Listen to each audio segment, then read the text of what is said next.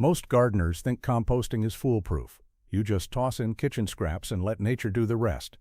But here's the catch: a few everyday foods can quietly wreck the entire pile. Instead of breaking down into rich, healthy soil, they slow everything down, attract pests, and even poison your plants.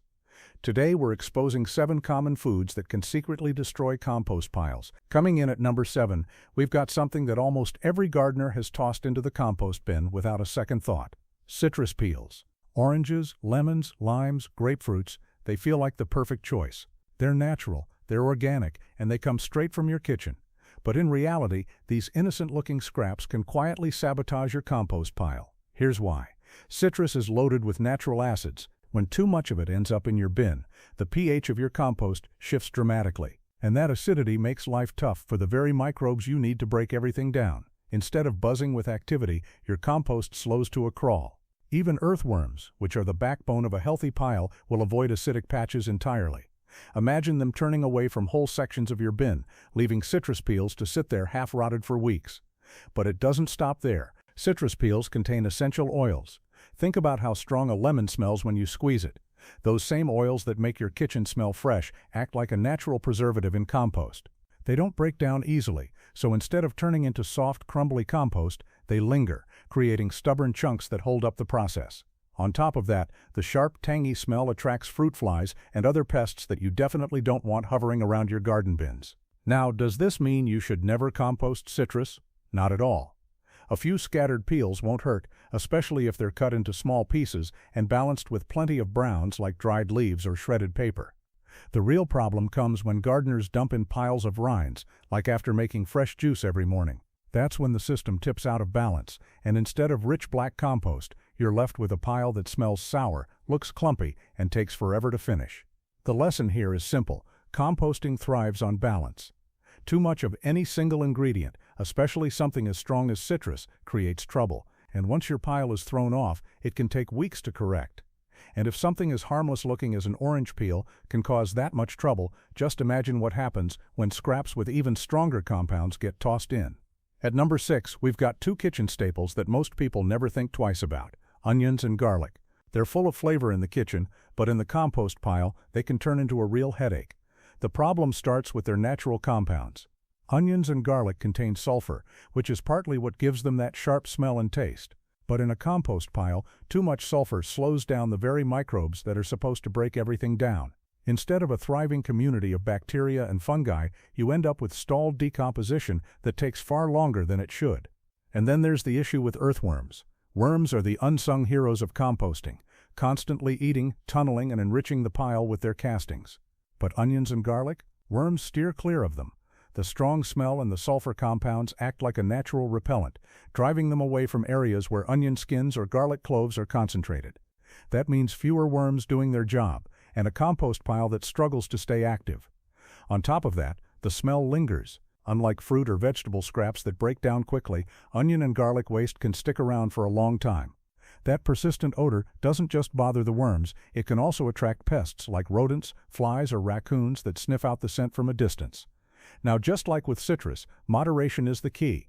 A few onion skins mixed in here and there won't crash your compost system. But if you're constantly adding whole peels, leftover cloves, or scraps from big meals, you'll quickly notice the difference: slower breakdown, unpleasant smells, and a pile that just feels off. And here's the surprising part. While onions and garlic are seen as power ingredients in cooking, in the compost bin they have almost the opposite effect, weakening the process instead of fueling it. It's a reminder that not everything natural automatically belongs in your pile. Because when it comes to composting, even small ingredients with strong effects can shift the balance in ways most gardeners never realize until it's too late. Sliding in at number 5, we have something that many beginners accidentally toss into their compost pile: meat and dairy products. At first it seems logical. They're organic, they came from animals, so they should eventually break down like anything else, right? Technically, yes. But in a backyard compost pile, meat and dairy cause far more problems than benefits. Here's why. Unlike fruit and veggie scraps, meat and dairy are loaded with fats and proteins. These don't decompose quickly in the average compost bin. Instead, they sit, they rot, and they start to smell awful. And that smell doesn't just linger. It sends out an open invitation to pests. Raccoons, rats, stray cats, even neighborhood dogs can sniff it out and tear into your bin. Nothing ruins a compost system faster than having it ripped open night after night. But the trouble doesn't stop with pests. When fats and oils seep into your compost, they coat the materials around them, blocking oxygen. Composting is supposed to be an aerobic process. It thrives on airflow and moisture balance. Once oxygen is cut off, you create anaerobic conditions, which is just a fancy way of saying your pile goes sour. Instead of breaking down into rich, earthy compost, it turns slimy, smelly, and unusable. Dairy products like milk, cheese, and yogurt cause similar issues. They break down unevenly, smell terrible, and encourage the wrong kinds of bacteria to take over. Instead of nurturing beneficial microbes, you're breeding harmful ones that stall decomposition and create a health hazard. Now, industrial composting facilities can handle meat and dairy because they reach extremely high temperatures that kill pathogens and speed up decomposition. But most home gardeners don't have that setup. In a backyard bin, these scraps do far more harm than good. So while tossing in meat bones or leftover cheese might feel like you're reducing waste, in reality, you're setting your compost back weeks, sometimes even ruining an entire batch. And what makes this even trickier is that some foods you'd never expect can create similar problems, not because they rot slowly, but because of how they attract unwanted guests and disrupt the balance of your pile. At number 4, we've got something that seems completely harmless at first glance: bread and processed foods. After all, bread is made from grains, right? It's organic, it's soft, and it breaks down quickly. So many gardeners assume it's safe. But the truth is, bread and processed foods are some of the sneakiest compost disruptors you can add. The problem starts with how they break down. Bread is full of starch and refined sugars. Instead of decomposing evenly, it absorbs moisture, clumps together, and forms heavy, sticky pockets in your pile. Those clumps cut off airflow, and when air can't circulate, your compost shifts from aerobic, healthy decomposition to anaerobic, rotting. That's when you get slimy textures, sour smells, and a pile that feels off. Processed foods take this issue even further. Things like pasta, crackers, cookies, and chips often contain added oils and preservatives. Oils coat nearby scraps, preventing oxygen from reaching them. Preservatives literally fight decay. They're designed to keep food fresh on a grocery shelf, which means they also stall the natural breakdown in your compost. Instead of speeding things up, they slow everything down. And then there's sugar. The sweet residues in bread, pastries, and packaged foods become an open invitation for pests. Ants, mice, rats, and raccoons are quick to sniff out that sugary scent, and once they know your compost is a food source, they'll keep coming back. Bread doesn't just feed your pile, it can feed your entire neighborhood of scavengers. Another overlooked issue is mold. Bread goes moldy fast, and while some mold is perfectly normal in compost, certain aggressive molds can take over, pushing out the beneficial fungi that should be thriving in your pile. When that happens, decomposition slows down, and you end up with uneven, foul-smelling compost instead of the dark, crumbly mix you want. So yes, bread and processed foods will eventually rot, but they create more trouble than they're worth. Compost works best with whole raw scraps, vegetable skins, fruit peels, coffee grounds, leaves, and grass clippings. Once foods are baked, fried, or packed with preservatives, they stop acting like natural waste and start tipping your compost out of balance. And here's the eye-opener. If something as everyday as a slice of bread can create this much disruption, just imagine what happens when you add foods that carry natural toxins capable of harming the very plants you're trying to grow. At number 3, we've got something that surprises a lot of gardeners: walnuts and other foods that contain jiggloony. On the surface, walnut shells, husks, or even leaves seem like they'd be perfect for composting. They're natural, they're plant-based, and they break down just like any other organic material. But hidden inside walnuts is a chemical that can quietly sabotage your garden long after you spread that compost: jiggloony. Jiggloony is a natural compound produced by walnut trees as a defense mechanism. In the wild, it helps the tree by suppressing the growth of nearby plants, reducing competition for nutrients and water. But in your compost pile, it can stick around and cause real problems. Even after months of composting, jiggloony doesn't always break down fully. That means when you add compost made with walnut scraps to your garden, you could be spreading toxins straight into your soil. The effects can be dramatic. Plants like tomatoes, peppers, potatoes, and even some flowers are especially sensitive to jiggloony. They can wilt suddenly, turn yellow, and stop producing. Gardeners often mistake this for disease or poor soil, when in reality it's the leftover jiggloony from walnut shells or leaves that poison the plants. And the worst part, once jiggloony is in your soil, it doesn't disappear quickly. It can linger for a long time, continuing to harm sensitive crops season after season. It's not just walnuts either. Black walnuts are the biggest culprit, But hickories and pecans contain smaller amounts of gigloni too. Even composting facilities have to be careful about handling these materials because the risk of contamination is so high. Now, if you only have a tiny amount of walnut waste, you might be tempted to toss it in. But it's a gamble most gardeners regret. The truth is, there are safer ways to handle walnut scraps, like discarding them separately or composting them in a dedicated pile that won't ever be used for sensitive plants. It's a good reminder that just because something is organic doesn't automatically mean it's safe for compost. Some natural materials come with hidden defenses that can quietly undo all the effort you've put into building healthy soil. And if natural toxins like juglone can stick around and cause so much damage, imagine what happens when you add foods that don't just upset the balance, but smother your compost pile altogether.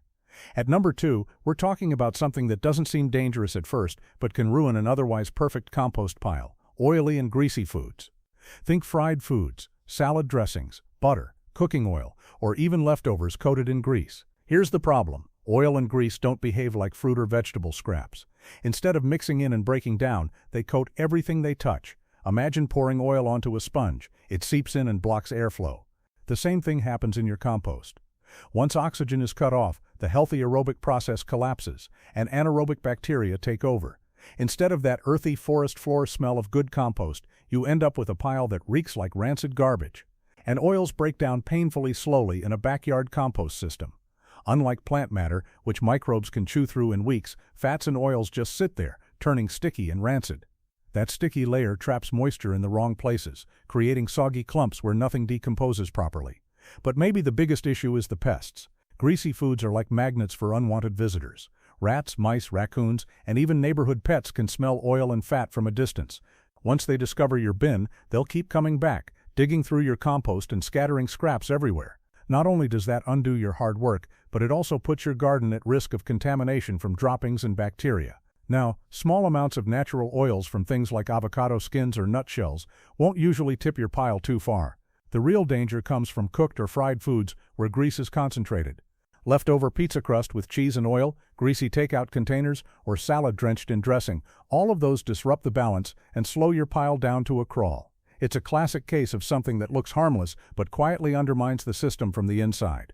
Instead of fueling your compost, oily foods coat it, choke it, and invite all the wrong kinds of activity. And if you think that sounds bad, the final compost killer on this list takes things to an entirely different level, because it's not just disruptive, it can actually contaminate your pile with dangerous pathogens that stick around long after the food itself is gone.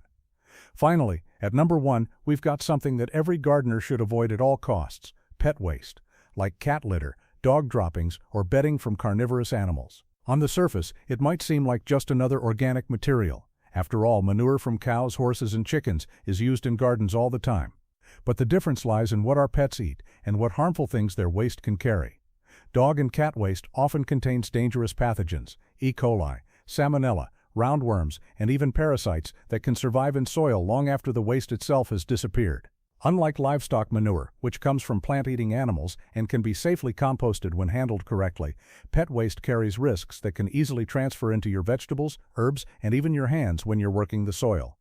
The danger gets worse when you factor in cat litter.